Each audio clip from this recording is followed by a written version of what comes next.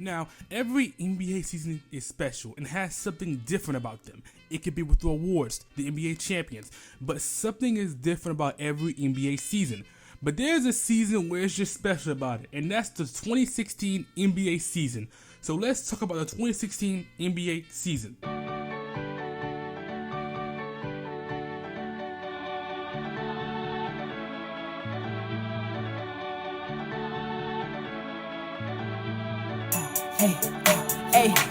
Hey, 2021, I've been a little lazy. 2022, I'm popping out crazy.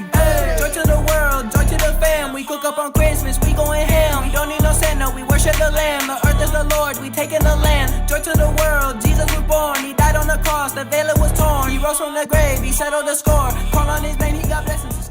Now let's get some backup before I dive into this NBA season.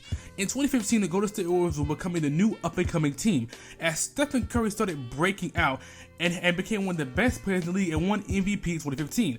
The Golden State Warriors played the Cleveland Cavaliers, where LeBron had just returned to that team that year. The Warriors won the NBA championship and were looking to go back-to-back. But someone this year was also giving their farewell to the game of basketball, as Kobe Bryant announced that the next year will be his last year in the NBA, as injury played his last year in the league and his body couldn't take it no more. Now it's time for the 2016 NBA season. Now let's talk about the top heavy teams in the NBA season.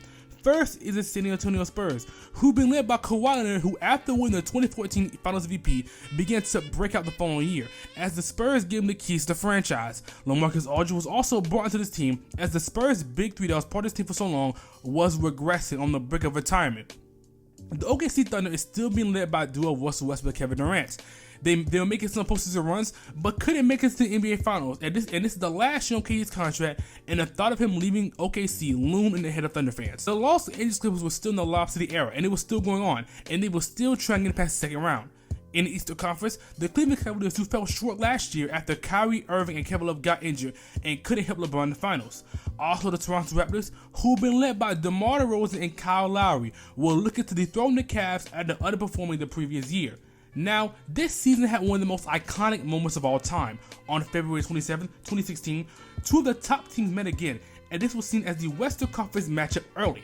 And it was a battle indeed, as both duos went off. The Splash Brothers dropped 46 and 32 respectively, and Westbrook and KD dropped 37 and 26 respectively. This game went down to the wire, but we all know that this year that Curry was just different, and he indeed showed that as the clock was winding down, and Curry decides to do this. They do have a timeout. Decide not to use it. Curry, way downtown. Bang! Bang! Oh, what a shot from Curry! With 0.6 of a second remaining. The brilliant shooting of Stephen Curry continues. And he ties the NBA record with his 12th three-pointer of the game.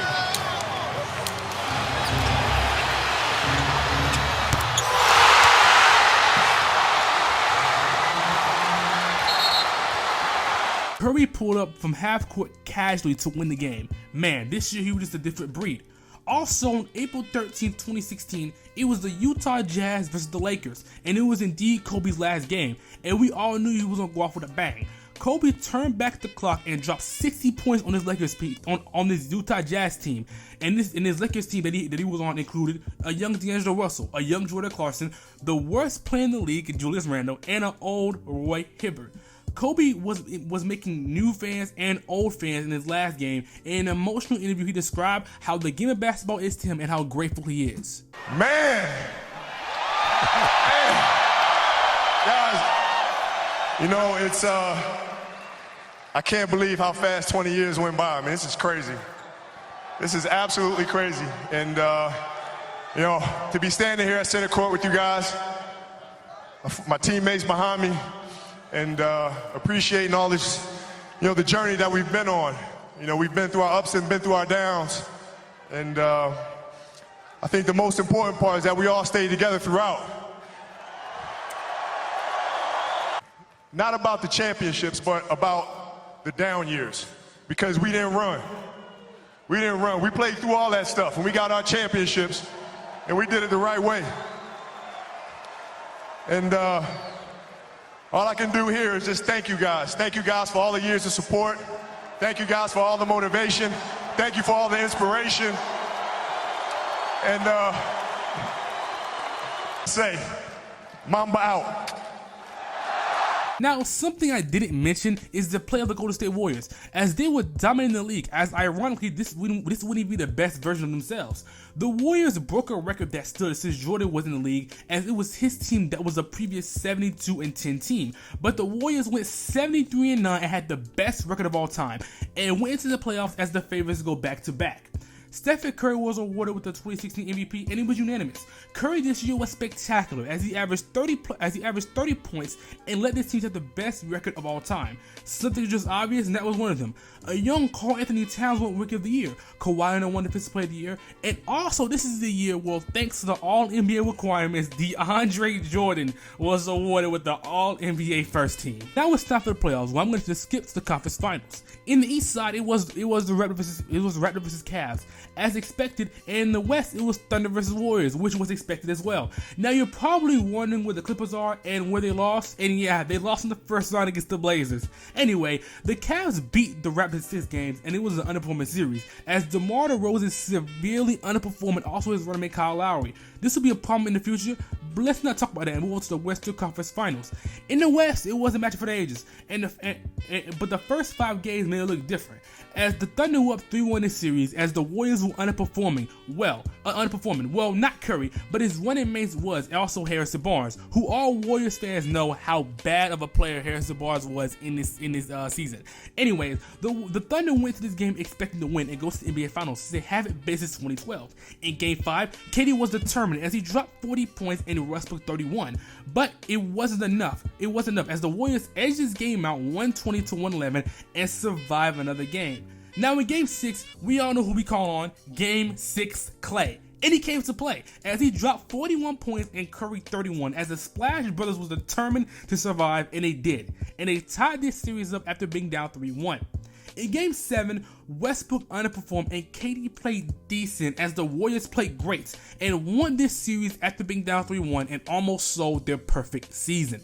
Now it's time for the 2015 rematch, as now the Cavs have their main players healthy, and now it's time to see who is the real best team in the league. In Game 1, both team stars players underperformed, but the mid-range demon himself, Shaun Livingston, who I swear I've never seen Mr. Mean in his life, had 20 points off the bench as the Warriors won this game to be up 1-0. In Game 2, both star players underperformed again, but Draymond Green, who was having a spectacular year this year, led the Warriors in points, and they won this game to be up 2-0. In Game 3, LeBron and Kyrie finally came to play, as they both dropped 30-plus points, and J.R. Smith also dropped 20 points. The Warriors again underperformed, as the Cavs won this game to have the series up 2-1. In Game 4, Stephen Curry decided to come out and play, as he dropped 38 points and his Splash Brother dropped 25. The Cavs being led and scoring by Kyrie, who dropped 31, but Braun, who underperformed in this game, lost this game, and they were now down 3-1. In Game 5, people expect the Warriors to close this thing out, as LeBron has been underperforming, and now Curry is coming back into action after looking very bad this couple games. But Kyrie and LeBron wasn't going to let it happen, as they both dropped 41 points each, and were dominating the Warriors to win this game and survive the day. In Game 6, Clay didn't show up, as he only dropped 25, but Curry dropped 30, but with the underperformance of the bench except Shaun Livingston, and LeBron again dropping 41 and dominating his game from every area in the court, it caused the Warriors to lose. In Game 7, one of the most anticipated Game 7s in recent memory, it was 2 goals set in place. LeBron, who came out to Cleveland to finally get them an NBA championship, has the chance to do it, and the Warriors, who were trying to have the perfect season, were about to ironically blow the same lead the Thunder blew against them.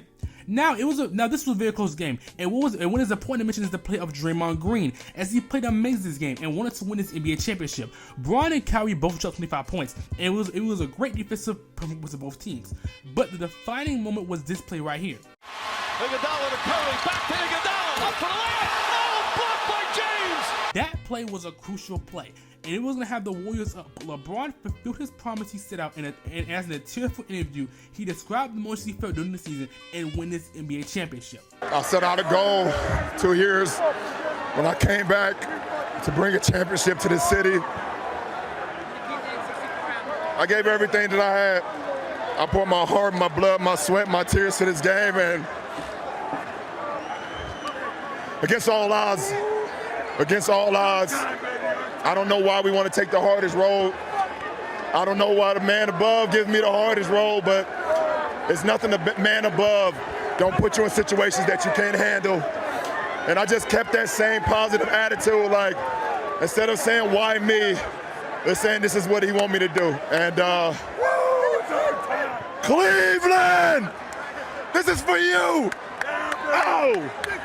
Now, in closing, this season is special because it had one of the GOATs. He dropped 60 points and showed the old version everyone loves. It showed 2 3-1 leads and a new NBA champion for the first time in franchise history.